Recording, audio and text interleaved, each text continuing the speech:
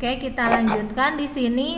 Sudut berpelurus dari TQR adalah TQP, atau di sini ada 3 sudut ya, sudut TQR, TQS dan PQS ya.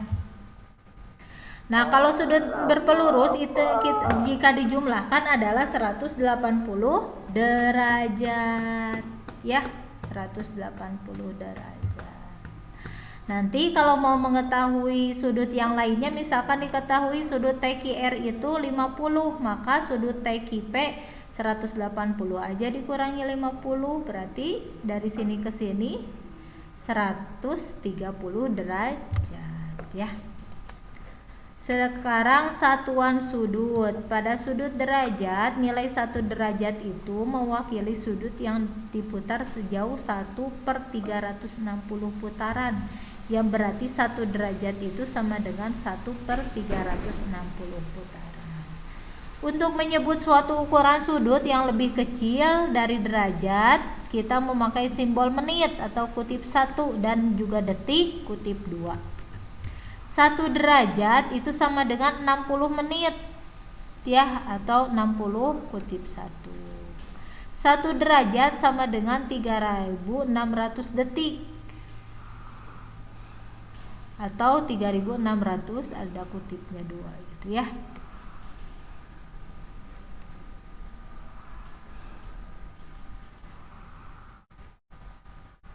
Satu derajat itu berarti sama dengan 1 jam ya nilainya.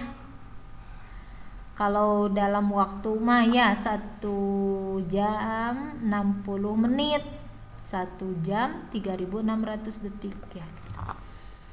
Begitu. Tapi ini bukan jam tapi derajat ya.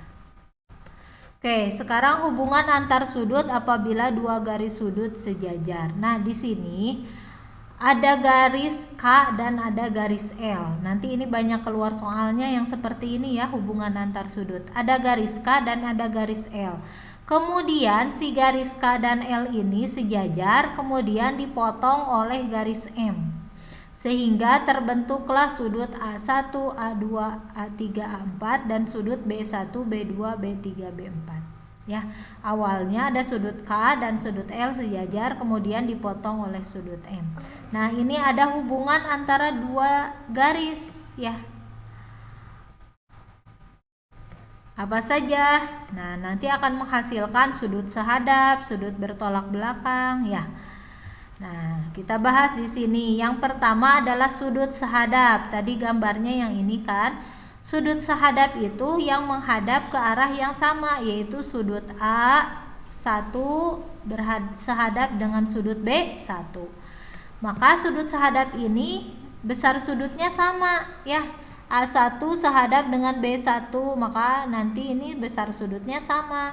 A2 dengan B2 ini sehadap ke sana, maka besar sudutnya sama. A4 dengan B4 dan A3 dengan B3 ini sehadap kan, A4 dengan B4, maka besar sudutnya sama. Ada sudut yang bertolak belakang, yaitu A1 dan A3. Nah, ini juga besar sudutnya sama. A1 dengan A3 bertolak belakang. Nah, ini besar sudutnya sama. A2 dengan A4. Nah, ini juga besar sudutnya sama.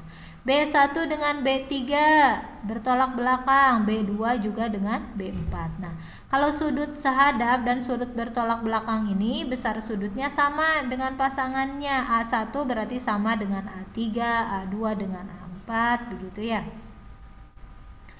Sudut-sudut berseberangan, ada sudut-sudut berseberangan, contohnya A3 dengan B1. Nah, ini sudut dalam berseberangan, adanya di dalam. Kalau ini ada di dalam, kalau yang ini ada di luar. Nanti ada istilah dalam berseberangan. Sudut dalam berseberangan yaitu A3 dengan B1. Nah, ini besar sudutnya sama ya. Kemudian A4 dengan B2. Nah, ini juga sudut dalam berseberangan, besar sudutnya sama. Ada sudut luar berseberangan, apa saja? Yaitu A1 dengan B3. Ini sudut luar berseberangan, juga besar sudutnya sama. A2 dengan B4. Ya, sudut luar berseberangan. Ini juga besar sudutnya sama. Kemudian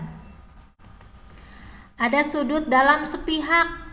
Apa itu sudut dalam sepihak? Yaitu A3 dan B2. Nah, gini. A3 dan B2.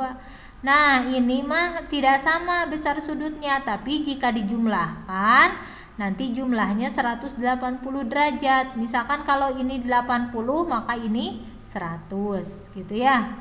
Kalau ini 70, maka ini 110 begitu ya. Sudut dalam sepihak itu kalau dijumlahkan dengan pasangannya maka jumlahnya 180 derajat. A3 dengan B2, A4 dengan B1. Ini sudut dalam sepihak. Sekarang ada sudut luar sepihak. Apa aja? A2 dengan B3, A1 dengan B4 ya. Jika dijumlahkan A1 dengan B4 jumlahnya 180 derajat. A2 dengan B3 jika dijumlahkan 180 derajat hasilnya. Kemudian ada sudut-sudut berpelurus. Nah, ini juga kalau dijumlahkan jumlahnya 180 derajat.